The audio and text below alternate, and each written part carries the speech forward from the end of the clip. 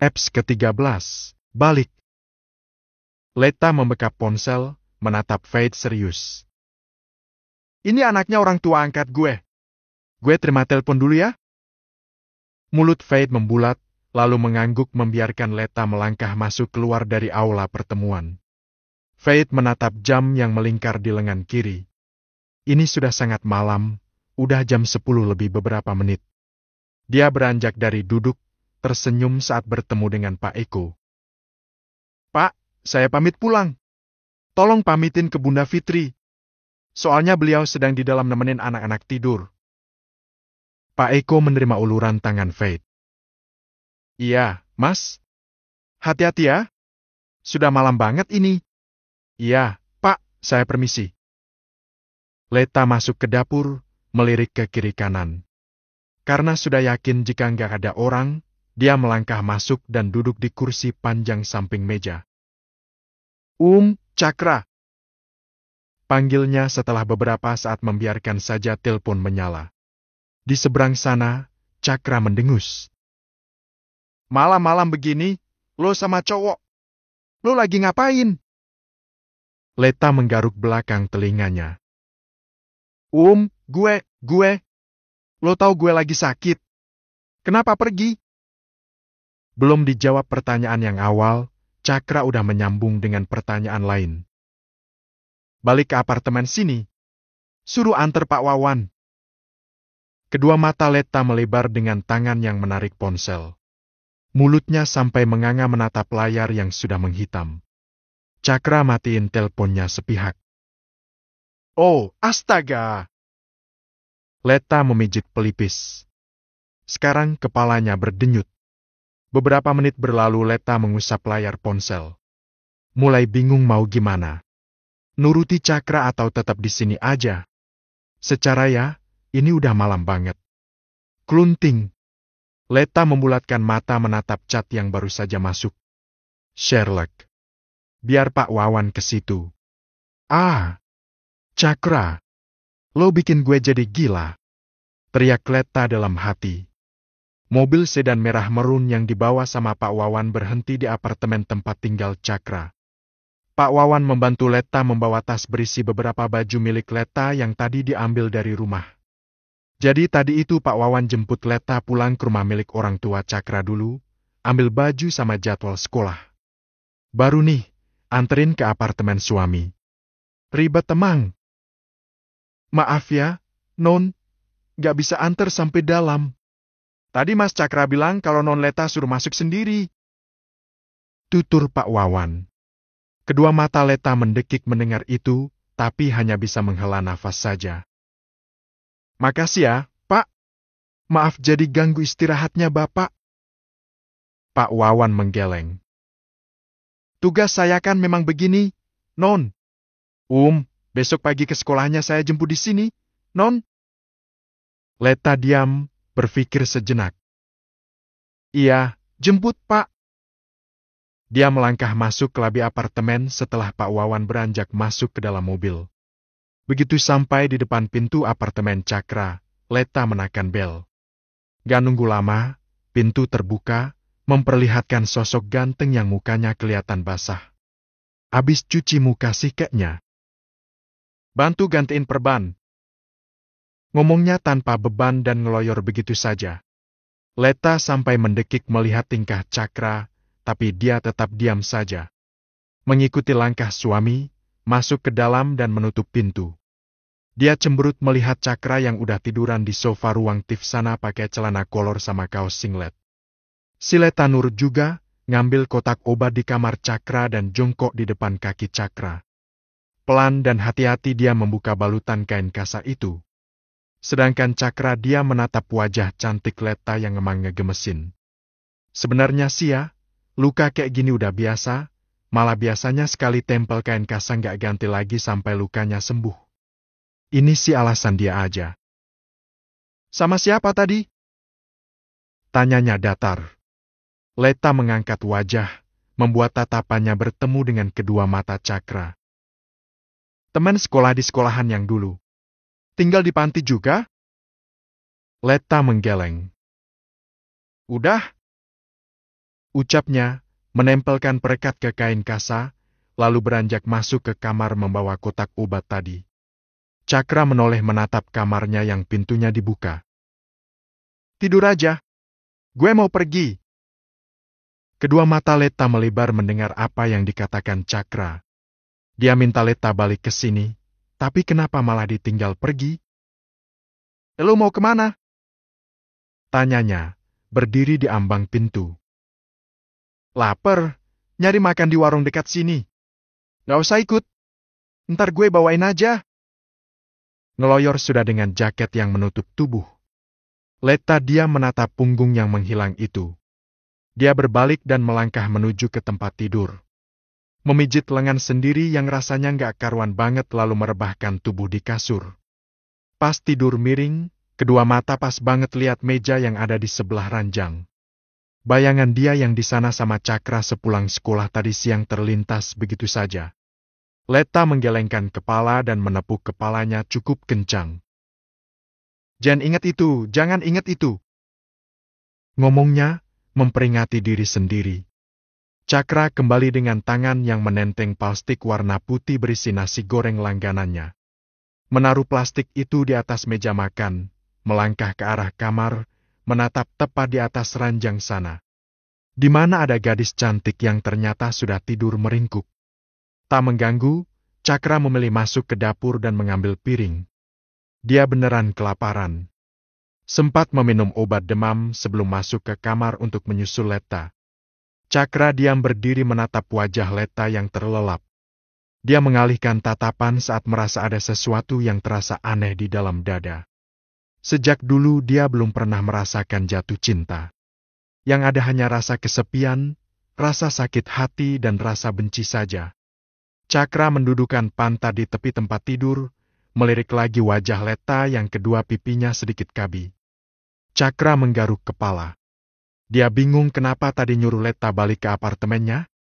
Tatapan Cakra teralih ketika HP-nya yang ada di atas meja bergetar sebentar. Menandakan jika ada chat yang masuk.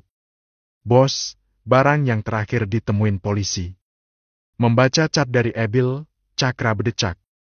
Dia mengetik chat balasan dengan kepala yang jadi memutar. Gue free semingguan. Kaki gue nggak bisa lari. Menaruh ponsel itu kembali di atas meja. Satu siku Cakra bertumpu di lutut, memijat kepala yang baik-baik saja. Tapi beban yang dia pikir cukup berat. Menit berlalu Cakra melirik Leta yang mulai melengkuh.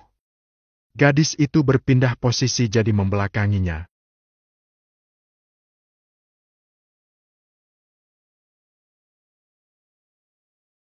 Kalau Leta tetap ada di dekatnya, Leta bisa keseret sama pekerjaannya yang cukup membahayakan. Bukankah solusi terbaiknya dia harus jauhi Leta? Cakra jadi beranjak dari duduk. Kedua tangan menekuk di pinggang dengan deru nafas kasar melampiaskan kebingungannya. Kalau Leta pergi. Baru aja dia ngerasa punya teman ngomong. Masa harus diusir? Tapi, ini belum terlalu lama, kan? Daripada nanti hatinya lebih terjerat lagi sama Leta, kayaknya emang lebih baik nyuruh Leta pergi aja. Cakra naik ke atas tempat tidur. Merebahkan tubuhnya tepat di samping Leta, sangat mepet. Dia menarik selimut untuk menutupi tubuh mereka berdua. Tangannya melingkar di perut Leta dan dengan sangat sengaja Cakra memegang salah satu dada Leta yang tentu terbungkus bra dan kaos. Cakra mencium bahu Leta yang tertutup kaos warna mustard. Lo cewek baik, lo nggak pantas ada dalam hidup gue, batin Cakra. Eps ke-14. Pukul 5.00 AM. Leta mulai melengkuh dengan kedua mata yang terasa begitu malas terbuka. Tangannya menutup mulut yang menguap, baru setelahnya mulai mengerjap. Kedua mata melebar dengan dada yang langsung berdebar. Hembusan nafas hangat yang menyentuh kulit leher membuatnya menegang. Leta diam, melirik ke samping. Tepat dicekuk lehernya, ternyata Cakra ngusel di situ. Dan sekarang hidung mereka bertubrukan, membuat Leta jadi menahan nafas. Belum selesai dengan terkejut yang ini, tangan Leta udah menemukan kulit perutnya yang gak ketutup kaos. Lalu, ada yang menggenggam salah satu dadanya. Leta menarik nafas dalam, sedikit mengingsut kepala dan melirik bagian depannya sana. Ya, benar.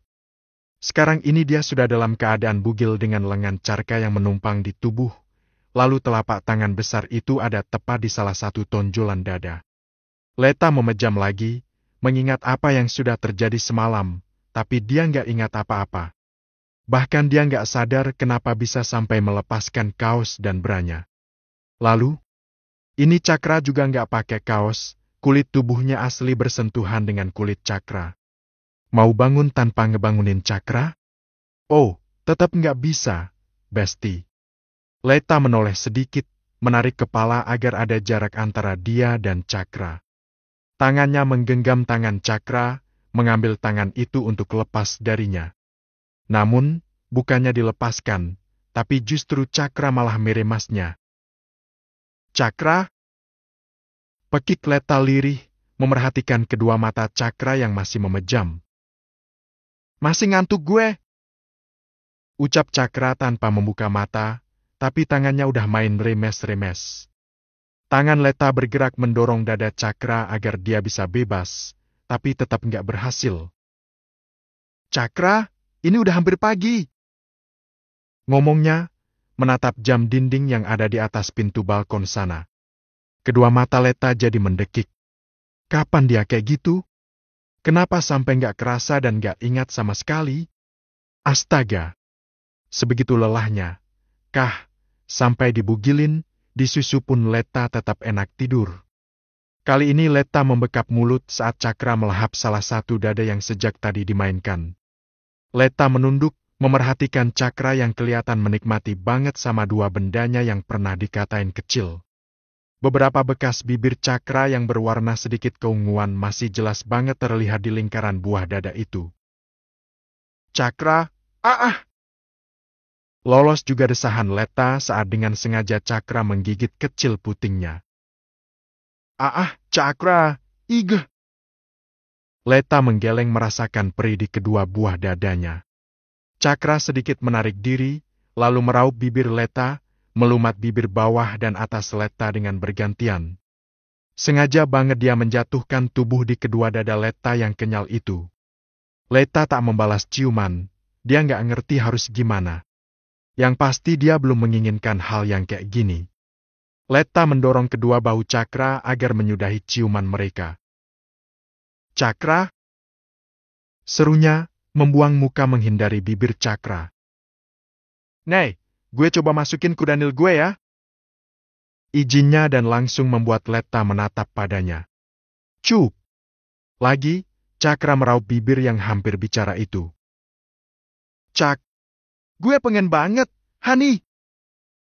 Rengek Cakra, sedikit mengangkat tubuh, lalu tangannya kembali pada kesenangannya. Leta menggeleng sampai hidungnya menabrak hidung Cakra yang ada di depan wajahnya. Gue belum mau kayak gini, Cakra. Gue masih pengen sekolah. Tapi lo bini gue. Leta memejamkan mata, membiarkan bulir menetes. Tapi kita masih sekolah, Cakra. Jadi please, jangan kayak gini dulu. Gue takut. Cakra mengecup lagi bibir Leta, sengaja banget nabrakin hidungnya di hidung Leta. Sekali doang, Let. Entar lu bakalan ketagihan. Gue mainnya asik lo. Rayunya. Leta tetap menggelengkan kepala. Nggak mau. Rengeknya menolak. Gue takut. Nggak tega kalau mau maksa dan ini adalah untuk pertama kalinya dia menuruti penolakan seseorang. Memilih mengangkat tubuh, dia menarik celana Leta dan melemparkannya sembarang. Kayak kemarin aja kalau lo nolak kudanil gue buat luluran. Leta mengalihkan muka setiap kedua mata hampir bertubrukan dengan mata Cakra. Sumpah, dia tuh sebenarnya benci, kesel dan ngerasa nggak punya harga diri banget. Udah pakai seragam sekolah gini, tapi di bawah sana sama di kedua dadanya masih kerasa sentuhan-sentuhan yang lumayan membekas. Entar langsung balik ke rumah aja, jangan kesini. Cakra meneguk susu yang biasa jadi sarapan paginya. Mengoles krimer coklat di roti tawar dan menggigitnya. Berangkat aja sana. Lo sarapan di kantin. Ngusir Letta dia. Padahal dia sendiri juga udah pakai seragam dan tinggal berangkat. Letta mendesah kasar sampai kedua bahu bergerak. Dia melingkarkan tas ke tubuh, menenteng tas berisi baju kotornya lalu melangkah keluar dari kamar yang semalam mereka pakai tidur barengan. Begitu berada di luar pintu apartemen, Letta berkacak pinggang. Menatap kesal pada pintu berwarna coklat yang udah tertutup rapat. Gue nggak ngerti, lo itu sebenarnya manusia atau bukan? Baru pertama ketemu, lo langsung cium gue. Abis itu, asyuh! Letta meninju angin, lalu melangkah meninggalkan apartemen Cakra. Gak bakalan, gue balik lagi ke sini. Dia pikir bisa seenaknya mesumin gue kayak gitu. Letta memukul kepalanya sendiri. Tapi dia emang begitu. Au! Rintihnya saat tangannya mencoba memegang salah satu dadanya. Cukup sakit ternyata. Letta melangkah santai masuk ke gerbang sekolah. Sekarang udah hafal sama gedung kelasnya, jadi lebih santai dari beberapa hari yang lalu. Beberapa mata sempat melirik padanya, sama kayak kemarin-kemarinnya. Dan ini semua karena si Cakra yang cium dia di depan anak-anak. Mana ada yang videoin dan diposting di media sosial. Jadilah dia viral. Apalagi pas video dia yang nampar Cakra, banyak yang ngedukung. Let! Sapa seseorang dengan berlari ke arahnya. Letta tersenyum manis, lalu melangkah bareng untuk menuju ke kelas. Sendirian? Gak bareng sama Rosa? Cowok yang tak lain adalah Raiden, menggelengkan kepala dengan tangan yang sibuk benerin penampilan rambut. Rosa motornya bocor, tadi dianterin sama mamanya. Letta mengangguk dengan bibir bero aja. Pelajaran bahasa Indonesia, kita jadi satu kelompok ya? Ajak Raiden. Kening Letta berlipat. Kelompok buat apaan? Latihan bikin proposal sama laporan pendataan. Emang belum diumumkan, tapi di kelas IPA 2 udah diumumkan. Letta tersenyum lebih lebar, lalu mengangguk. Oke. Astaga! Pekik Letta terkejut. Bajingan! Umpat Raiden yang hampir jatuh terjungkal karena bahunya ditabrak seseorang dari belakang. Seorang cowok yang tak lain adalah Cakra, menarik lengan Raiden, tangannya mencekal kencang kerah baju Raiden. Ngumpatin gue, lo? Tantangnya dengan wajah galak. Melihat jika itu adalah Cakra, kedua mata Raiden sempat melebar. Cakra! Teriak Letta, menopang tubuh Raiden yang hampir jatuh karena pukulan Cakra. Lo gila! Cakra balas menatap Letta dengan kedua mata yang penuh amarah. Lo ngerti kenapa gue hajar dia? Jangan belaga bego! Ketus Cakra, lalu beranjak meninggalkan Letta yang kelihatan bingung. Eps ke-15. Letta mengepalkan tangan melihat Cakra yang dengan congkaknya melangkah memasuki koridor. Semua anak yang ada di sana memilih kabur, menyingkirkan diri daripada kena jotos. Semua sampai hafal, kalau si Cakra lagi mode emosi, sudah pasti akan gebukin siapa aja yang berpapasan sama dia. Ray, ayo gue bantu. Letta menarik lengan Raiden, membantu cowok manis ini untuk berdiri. Astaga! Bibir lo sampai berdarah gitu? Raiden meraba sudut bibirnya yang memang perih. Lalu meringis saat luka di sudut bibir itu tersentuh tangan. Dia ninjunya kuat banget.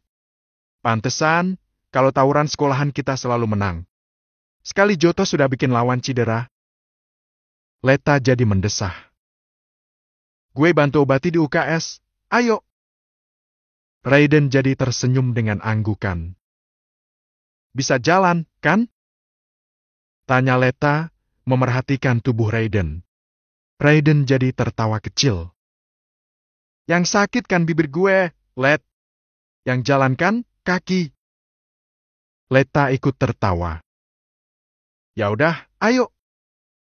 Leta nggak pedulikan beberapa anak yang menatapnya aneh. Semua juga karena dia yang berani teriakin si Cakra tadi. Mengesalkan memang. Astaga, Cakra. Keluh Bu Siwi dengan kedua tangan memegangi kepala. Kenapa kamu selalu mukuli orang sih? Ya Tuhan. Leta dan Rehdan menghentikan langkah, menatap Cakra yang berdiri santai, malah sekarang bocah itu menyandarkan punggung ke tembok perpustakaan. Sementara Bu Siwi guru BK yang jatah piket hari ini meneliti dua anak lelaki murid kelas 10 yang beberapa menit lalu digebukin Cakra. Nggak sengaja tatapan Cakra dan Leta bertemu, cuma sebentar karena Cakra ngeloyor, melangkah pergi. Hah, Cakra! Mau kemana kamu? Jangan pergi! Ya, saya tunggu ibu di ruang BK. Sahut Cakra memotong kalimat Bu Siwi. Bu Siwi jadi menggeleng dengan dengusan sebal. Memang dasarnya bocah edan. Umpatnya untuk melampiaskan kekesalannya pada Cakra. Bantuin mereka ke UKS. Bantu obati lukanya juga. Suruh Bu Siwi pada murid yang lewat.